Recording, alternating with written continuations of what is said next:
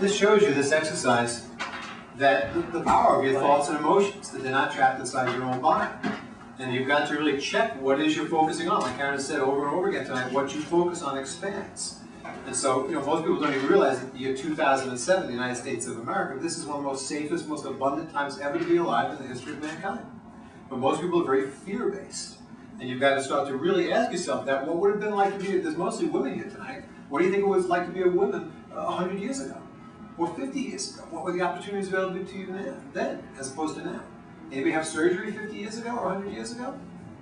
And what you focus on expands. Start to realize the world is abundant, that this life is set up for you to succeed. And watch the power of your thoughts and emotions in a simple test here and using these pendulums. If you hold it out in front of you, and you can hold it just however you like, and sometimes, Karen's pointed this out to me as well, that the closer you hold it to maybe your chest, whatever, the better if you don't get it to do what I'm going to ask you to do, but just kind of steady it in front of you.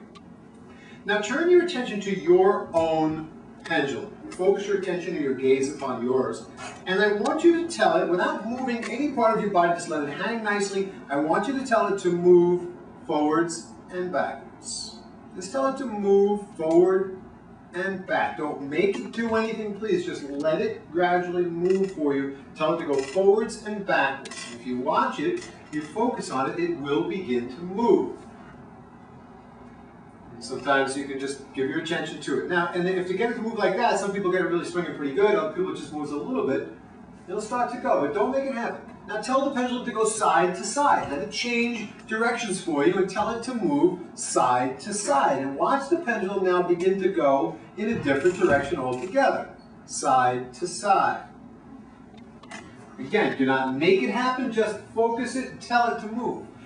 Tell it to go in a circle. Make it go in a circle. And it will start to swing in a circle. If you need to rest your arm, by all means, rest your arm, steady your arm. Tell it to go in a circle. And then after you get it to do that, you can tell it to wind down and stop. And watch it wind down, and come to a complete stop. You make it happen based on what you want. The energy you put out through your thoughts and your emotions carries energy and will get that pendulum to do what you want it to do. Take it home to your kids and show them how powerful you are and practice with it. Take it home and really show yourself that you have the ability to make things happen through your thoughts. Okay?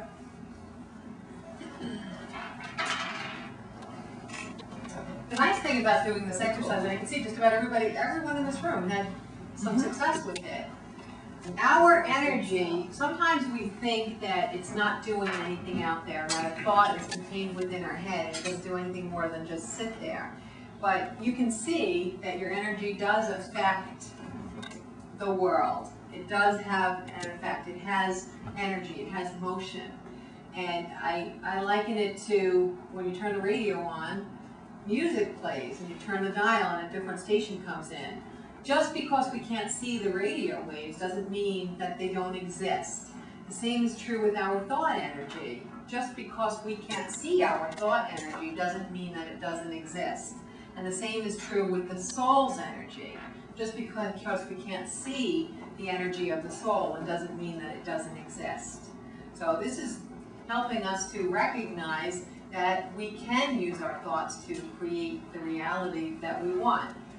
Now, I find this next exercise even more compelling for you to see how powerful your thought energy is. Now, first you have to know that I make these out of hangers and straws, because to this day I still have not found anyone that knows how to manufacture them for me, but I'd like to someday. I'm going to give everybody a set of 2 of these. I should be the same color because they make from the same hangers. Okay, so that's it. This exercise it's one of the exercises that really changed the way that I view the world and my interaction in the world, because it's pretty amazing. Do you need a set? Yeah, I'll do a demonstration with it. Forget the most important person. That's not a match, though, Jim. Which one? I'm colorblind? Colors, you need a white and so Here you go.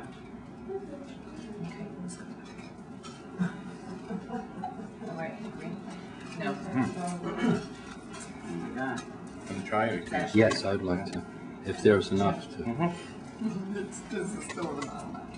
Here, leave those stuff. There you go.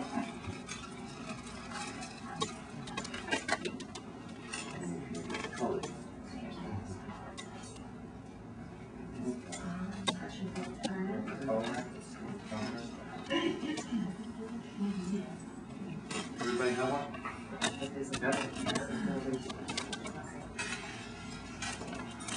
Okay, before you start playing with sharp objects without instructions, everybody listen here first, I know what to do. I always wanted to do that.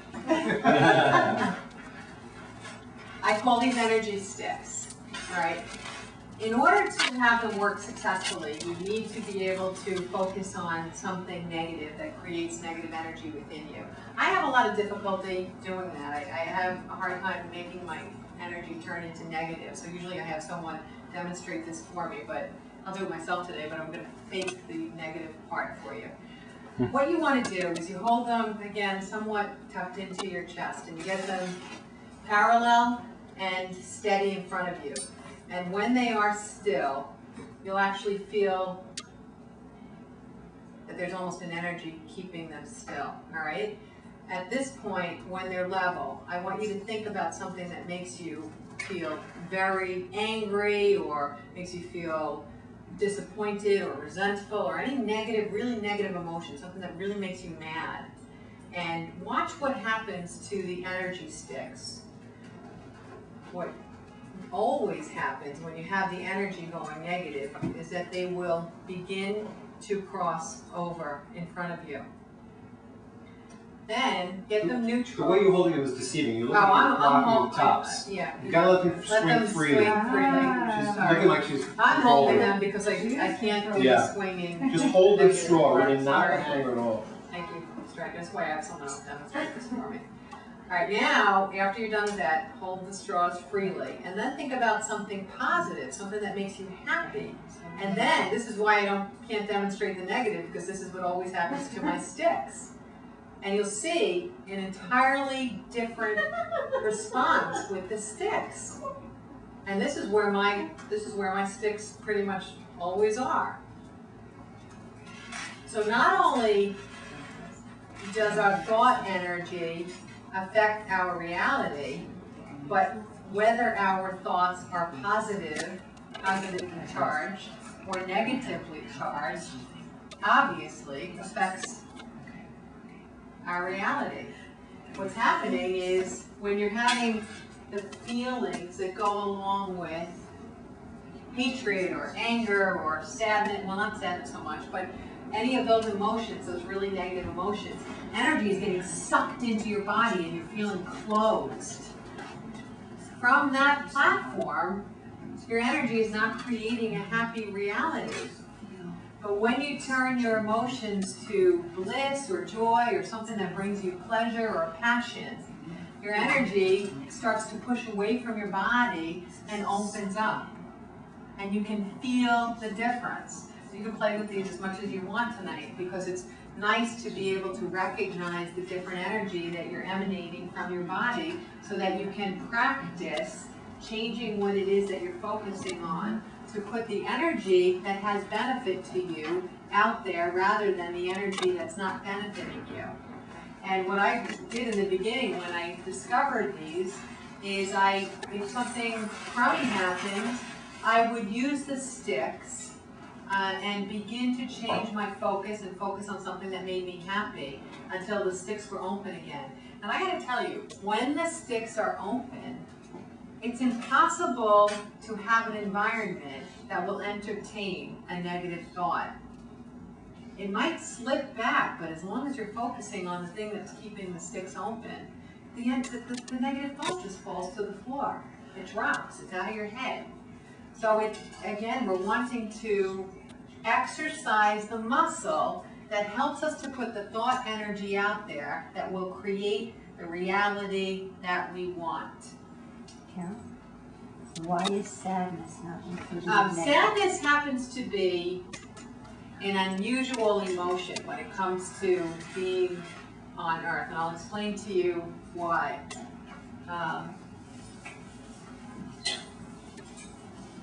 Many times, as I explained to you, when we're in the energy realm, we have all of these wonderful emotions. We have access to all of those emotions. When we come to Earth, we also have access to anger, jealousy, resentment, self-pity, the emotions that are considered to be in the negative range. One of the emotions that almost seems as though it belongs right here is sadness.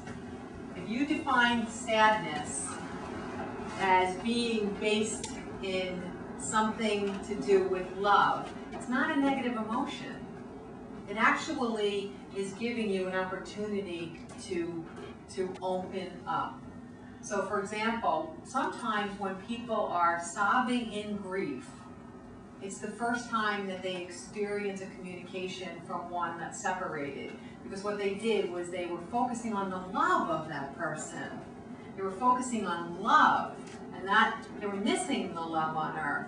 But it opened up a channel that the loved one could come through and communicate with them. But sadness based on self-pity and all the other things that's not connected to love or self-love, then it would fall into the negative range. And one of the reasons this is important is because if you are grieving, it's okay to cry. It's okay to be sad. It's okay.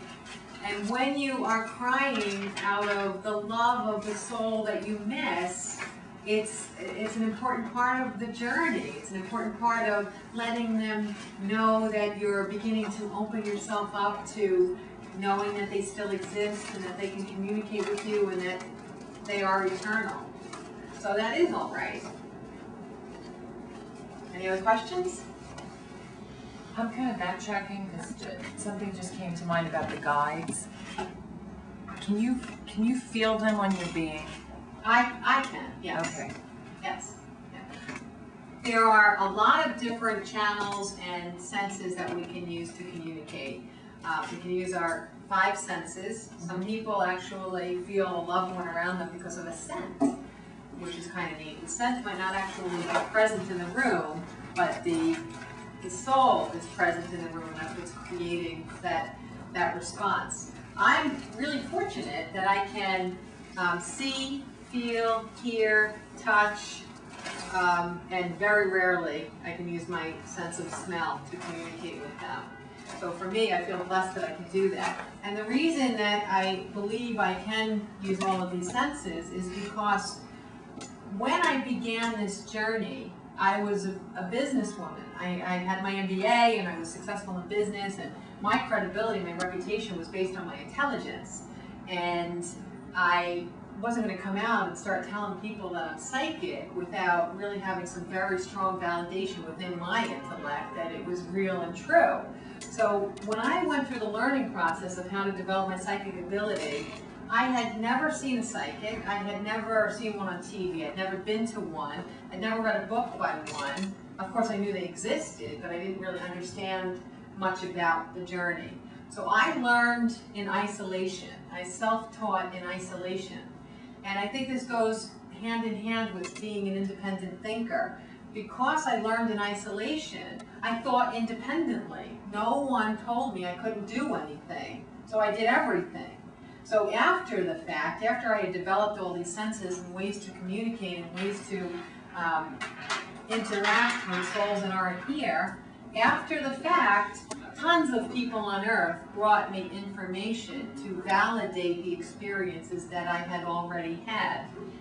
For me personally, if I had went to a class how to be a psychic, I would have perhaps been persuaded by the misbeliefs or the Earth package of the person that was the teacher, and I might have believed in his or her limitation on what was possible. So I didn't have any limitations. I can do things that no one ever told me I couldn't. I visit my past lives all the time. I visit other people's past lives if they want me to or they allow me to. One of the most unusual things that I can do that I don't think a lot of people on earth have the capability of doing is I can visit the energy realm. And I get to have all of these experiences because no one ever told me that I couldn't. And each of us will find one of these methods or more, or a combination of them, where we know we are in contact with something greater than ourselves, where we know we are in contact with our guides, where we know that we are eternal, where we know that our inspiration is coming from a source of a soul that is not our soul's energy. I asked the question because since I've sat in this room tonight, I have this strange tickle right here on the side of my head that I keep going like this because I think something's there. Yeah, it's funny that you said that because a little while ago, I don't say the things that are happening to me psychically with people in the room, but I was talking about something and I wanted to interrupt myself to say, and you can also feel physical pressure or the physical presence of the energy that's near you. And I can't say everything that comes to me at once, but I know it was in response to what it was that you were experiencing. I feel that physically to the touch, all the time. Actually, when people open themselves up to their guides, one of the very first validations that they receive is they receive a type of tingling in their body, an unexplainable type of tingling, and you just kind of feel a peacefulness. There's a lot of ways to get to the point where you get yourself out of the way enough to have that experience of the tingling. There's more ways than you can presently imagine. There's the non-conventional, conventional ways, which is yoga, meditation. Some people find it through prayer or their religion. Some people find it walking on the beach. A lot of people find it just having no interruption and being alone for a while. When you find your place where you feel good, where you find your activity, where you feel unburdened and you're not having any negative thoughts, that's where you are most likely going to be able to experience your guides for the first time or on a continuing basis. And of my clients, I'll tell you the most common way where people begin to have a physical sensation in the presence of their guides is when they are lying down on their beds without any interruptions, but they put on music that is very powerful to them. And when you do this and you set out for it to be an experience where you can communicate with your guides, you give yourself the opportunity to do it a few times, 15 minutes here, 20 minutes there. It doesn't take all that long for most people to begin to have the sensation that their guides are with them. Another way is the process of automatic writing, and I noticed that you understood, I believe it was you that was acknowledging that automatic writing is a way where we can acknowledge that there's a source higher than ourselves. Automatic writing means you just sit down with a pen and paper or at the computer with your hands on the keyboard with no agenda. And you type whatever comes out, or you write whatever comes out. And over, usually, not a very long period of time, you're going to recognize sentences that you did not conceive. Because when you reread it, after you disconnect from the process, it doesn't sound like you. It doesn't seem like something you previously thought. It doesn't seem like your way of thinking or viewing. And if you can find that this is a process that works for you, then you practice it. This is a way that you can begin to communicate with your guides, or at least tap into universal truth a little bit more. Can you see who it is? Yours? I have a very strong feeling that it's your grandmother. I don't know if that has any meaning to you, okay? I have definitely a grandmother figure, and it's coming from the maternal side, okay?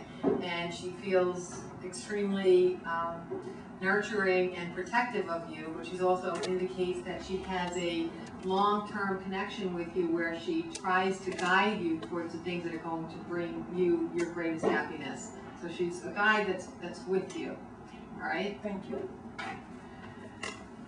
In general, I don't do a lot of that in group settings because the reason is that I never want to leave anyone feeling like their guide wasn't strong enough to come in, you know? So everybody's guides are here, and I can see or feel or sense some of them. But you all have them, and they're all with you, and they're always with you. And if you ask me, that gives me permission to focus and permission to tell you what it is I'm experiencing. I never give anybody any information about what I experience unless I'm given permission to do so, because I believe in everyone's privacy. Okay? Just a question to follow up. Are your guides someone that you knew? That's a great question. Our guides are sometimes with us from the moment that we're born until the moment that we die. And sometimes they come in for a short period of time and hang out with us for a period. And other times they're souls that never had a physical life, that you don't know from this life or any previous life that you had on Earth. So it can be any combination of those.